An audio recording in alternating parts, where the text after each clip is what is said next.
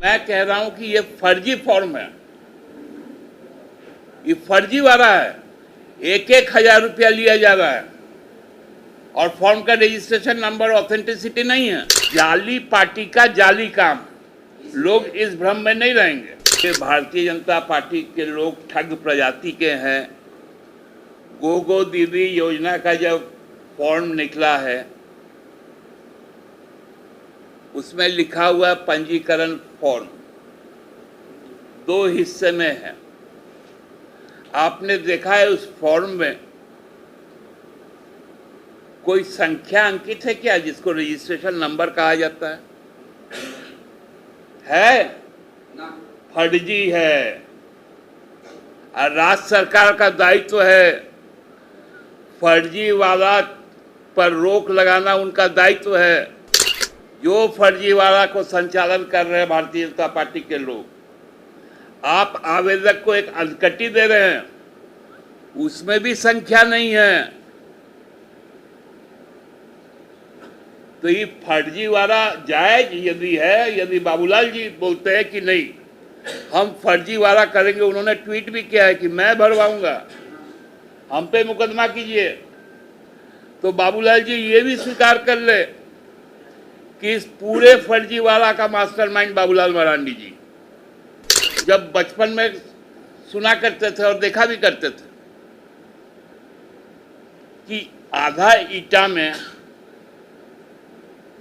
आपको पेपर बांध के उसके ऊपर में सूतरी बांध के बदमाश लोग डराता था कि बम है, फेंक देंगे तो मर जाएगा। तो ये लोग वही आदमी है। आप सबको अखबारों के माध्यम से ये बातें मालूम ही चल रही होंगी कि अब 2024 का जो भी पर्व त्योहार का समय है और उसके बाद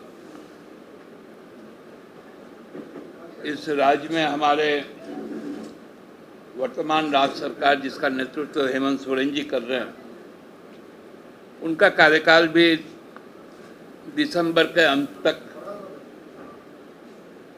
तय है और पुनः हम लोग पूरे विश्वास के साथ जनादेश लेने को, जन आशीर्वाद लेने को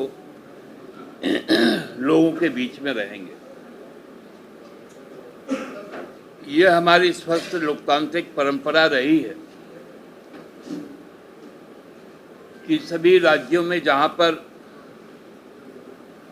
सरकार के कार्यकाल का जो अवधि होता है उसके पूर्ण उपयोग का एक दायित्व राज्य सरकारों का होता है। अक्टूबर तक का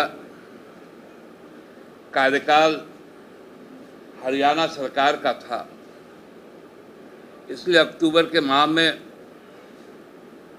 हरियाणा का चुनाव पिछले 5 तारीख को संपन्न हुए और कल उसका निर्णय भी आ जाएगा। तत्पश्चात जो भी जनादेश जिनके पक्ष में होगा, ऐसे तो भाजपा का सफाया होगा, लेकिन जो जनादेश आएगा उसके बाद राज्य सरकार का गठन होगा।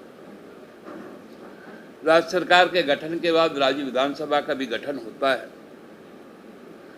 लेकिन कार्यकाल उसी को समझा जाता है जब सरकार काम करने लगती है या चुनाव की अधिसूचना जारी हो जाती है, माने फलाफल की अधिसूचना जो गजट होता है। तो पिछले बार भी आप लोगों ने ज्ञात होगा कि 23 दिसंबर को निर्वाचन का फलाफल 5वें जो विधानसभा का गठन हुआ था और 6ठा विधानसभा चुनाव के लिए फिर से होना है, वो 23 दिसंबर को आया था और 29 तारीख को हेमंत बाबू ने जन समक्ष ऐतिहासिक मोराबादी मैदान में शपथ ग्रहण करने का काम किया था। साथ में उनके साथ 3 और उनके सहयोगी ने शपथ लिया था। फिर 5 तारीख को औपचारिक तौर पर विधानसभा का भी गठन हुआ, पंचम विधानसभा का, और संपूर्ण कार्यकाल को पूरा करने की अवधि दिसंबर तक की है। लेकिन कुछ आशंकाएं जो कई तरह से कई जगहों से आ रही है कि यहाँ शायद समय पूर्व चुनाव संपन्न करवाए जाए। मैंने आज इसी संबंध में माननीय मुख्य चुनाव आयुक्त को एक पत्र भेजा है, मेल के माध्यम से। वो पत्र की प्रति भी आप लोगों को हम दे देंगे। हमने बहुत स्पष्ट कहा है कि विगत जो 23 सितंबर को जब चुनाव आयोग की टीम यहाँ आई थी, बहुत स्पष्ट शब्दों में हम लोगों ने इस बात को कहा था कि यदि जनादेश का विपरीत जाकर कोई काम होता है तो वो न केवल अलोकतांत्रिक होगा वरना असंवैधानिक भी होगा, क्योंकि हमें जनादेश 5 साल का प्राप्त है। उसमें 5 मिनट का भी यदि क्षय होगा तो वो जनादेश का अपमान होगा, उनके लोकतांत्रिक भावनाओं को ठेस पहुंचेगी। तो ये जो आशंकाएं हो रही कि महाराष्ट्र के साथ नवंबर में चुनाव,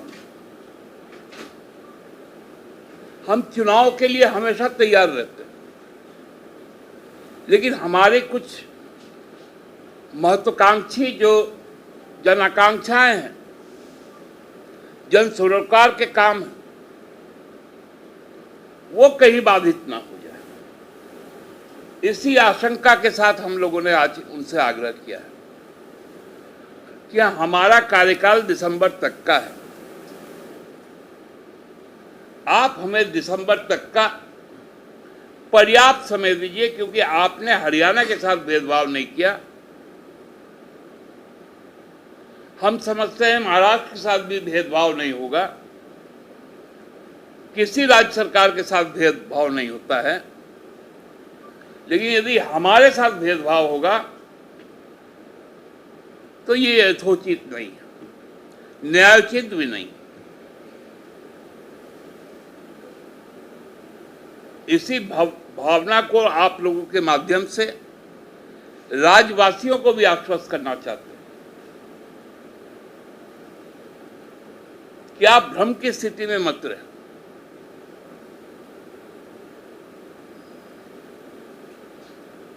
आप निश्चिंत होकर 15 नवंबर तक हमारे कई त्योहार पर्व हैं, और फिर दिसंबर का पूरा माह। तो दिसंबर माह के,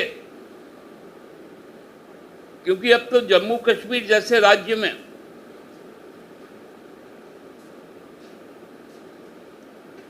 जहां इतना अशांति था, दुर्गम पहाड़ियां हैं, वहां पर भी जब इतने कम फेज में, 2 फेज में यदि इलेक्शन हो सकता है तो हमारे यहां तो हो ही सकता है। हमारा तो 81 विधानसभा क्षेत्र है, हरियाणा का 90 है, वहां 1 फेज में हो गया। इसलिए कोई हड़बड़ी नहीं, चुनाव आयोग आराम से तय समय सीमा पर चुनाव संपन्न करवाएं और उसमें सबकी भागीदारी ज्यादा से ज्यादा हो। झारखंड नए कीर्तिमान बनाए वो मतदान के तहत, यही हम लोगों की अपेक्षा है। बहुत बहुत धन्यवाद। दादा, लेकिन 5 साल में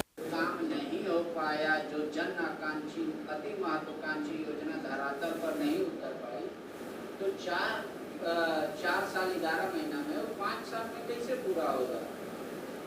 यही तो धन्वंतरी का प्रश्न है।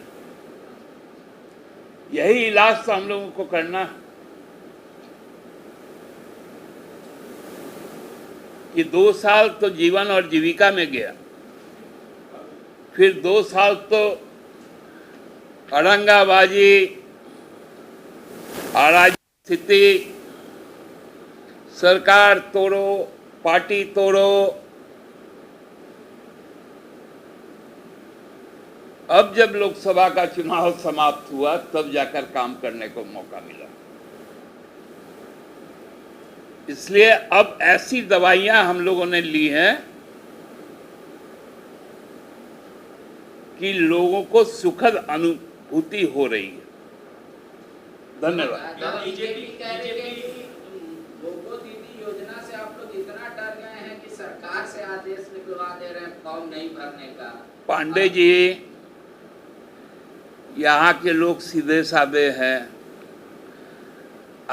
ये भारतीय जनता पार्टी के लोग ठग प्रजाति के हैं। गोगो दीदी योजना का जब फॉर्म निकला है उसमें लिखा हुआ पंजीकरण फॉर्म 2 हिस्से में है। आपने देखा है उस फॉर्म में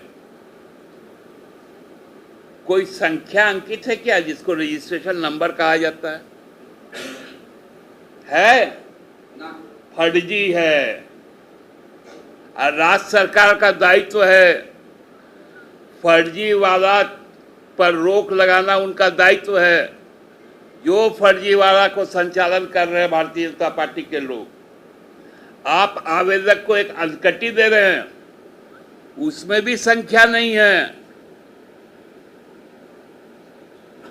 तो ये फर्जीवाड़ा जायज यदि है, यदि बाबूलाल जी बोलते हैं कि नहीं हम फर्जीवाड़ा करेंगे, उन्होंने ट्वीट भी किया है कि मैं भरवाऊंगा, हम पे मुकदमा कीजिए, तो बाबूलाल जी ये भी स्वीकार कर ले कि इस पूरे फर्जीवाड़ा का मास्टरमाइंड बाबूलाल मरांडी जी। तो बीजेपी ये पूछ रही है आपसे दादा कि जब कांग्रेस करा रही थी लोकसभा में तो वो भी फर्जीवाड़ा कर रही थी क्या? अरे कांग्रेस से पूछिए ना। नहीं, आपकी सहयोगी दल है इस नहीं, सहयोगी दल है तो उन्होंने क्या क्या नहीं किया, क्या उस समय उनके ऊपर में चुनाव आयोग लोग नहीं गए थे क्या? आज इनको पेट में तकलीफ क्यों होती है? तो ये जाली पार्टी का जाली काम, लोग इस भ्रम में नहीं रहेंगे। वो एफआईआर का आदेश दे दिया है ना मुख्यमंत्री ने सारे डीसीओ को। तो आप मैंने अब तो धारा चेंज हो गया है, इसलिए धारा तो एग्जैक्ट नहीं बोल पाएंगे कि 420 है कि क्या है। कौन दंड संहिता आ गया है, बीएनएस ने किया, तो भारतीय न्याय संहिता, क्योंकि अब 144 163 हो गया, तो 420 तो हम लोग जानते नहीं थे, इसलिए वो धारा कितना में गया बाबूलाल जी बता देंगे। वही धारा के तहत केस हो रहा है। शिवराज सिंह चौहान आरोप लगा रहे हैं कि घुसपैठियों को सरकार का समर्थन मिल रहा है, सरकार बनेगी तो अब NRC लागू करेंगे। शिवराज सिंह चौहान जी बहुत बड़का मंत्री है देश के। जो सीमावर्ती राज्य जहाँ उनकी सरकारें हैं, चाहे मणिपुर है, त्रिपुरा है, वहाँ NRC तो लागू नहीं हुआ। आसाम में हुआ, उसका क्या असर हुआ? उत्तराखंड में प्रयोग करने गए थे, उसका क्या असर हुआ? काहे को यहाँ पर बार बार, यदि पंच प्रण ना क्या बोला था, जो प्रपंच है उसमें ये मुद्दा था क्या? कहीं ये डिफ्यूज्ड बम है। वो हम लोग जब बचपन में सुना करते थे और देखा भी करते थे कि आधा ईटा में आपको पेपर बांध के उसके ऊपर में सूतरी बांध के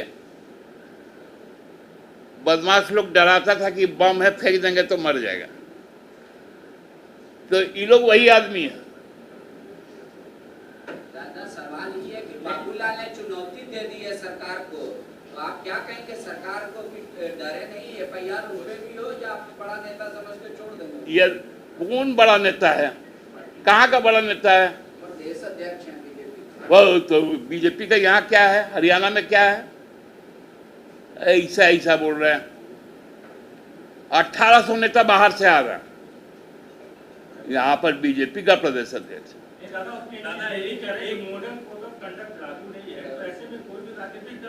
मैं मॉडल कोड ऑफ कंडक्ट पे नहीं जा रहा हूं, मैं कह रहा हूं कि ये फर्जी फॉर्म है, ये फर्जी वाला है।